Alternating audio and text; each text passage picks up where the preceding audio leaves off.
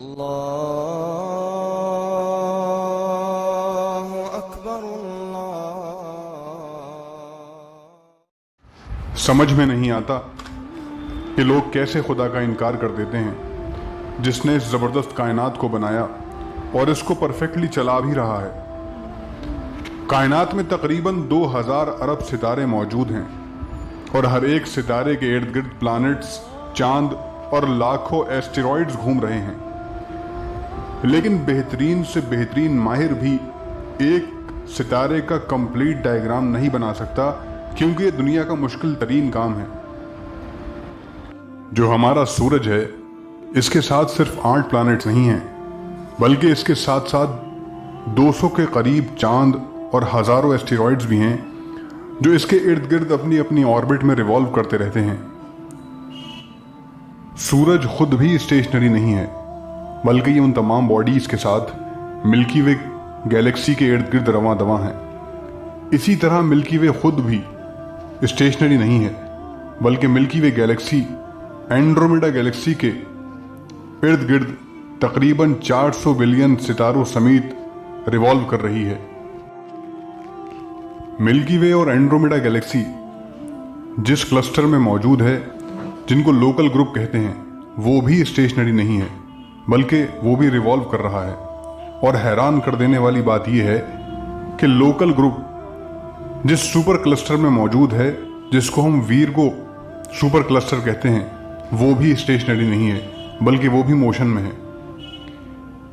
یہ صرف ایک سپر کلسٹر کی بات ہوئی، جبکہ کائنات میں صرف یہی ایک سپر کلسٹر نہیں، بلکہ اس کے اندر بے شمار ایسے سپر کلسٹرز موجود ہیں جن میں سے ہر ایک کی یہی کہانی ہے۔ ہم یہ نہیں جانتے کہ یونیورس میں ہماری ایگزیکٹ لوکیشن کیا ہے، یہ بھی نہیں جانتے کہ بگ بینگ یونیورس میں کہاں ہوا، یہ بھی نہیں جانتے کہ بگ بینگ کیوں ہوا، اور یہ بھی نہیں جانتے کہ بگ بینگ کے فوراً بعد کیا ہوا تھا، یہ بھی نہیں جانتے کہ کائنات سے باہر کیا ہے، یہ بھی نہیں جانتے کہ اتنی انرجی بگ بینگ کو کس نے دی۔ کیا صرف یہی کائنات ہے یا کائنات سے باہر بھی کچھ ہے؟ ہم اتنی کمزور مخلوق ہیں کہ محض 20 سے لے کر 20,000 فریکوینسی رینج والی آوازیں ہی سن سکتے ہیں، جو ایک انتہائی کم رینج ہے۔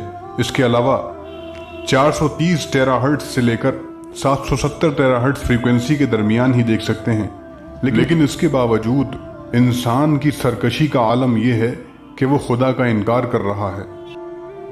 اسٹیفن ہاکنگ کہتا تھا کہ مجھے یقین ہے کہ سب سے آسان ایکسپلینیشن یہ ہے کہ کوئی خدا نہیں ہے، کائنات کو کسی نے نہیں بنایا اور نہ ہی کوئی ہماری تقدیر کو ہدایت کرتا ہے۔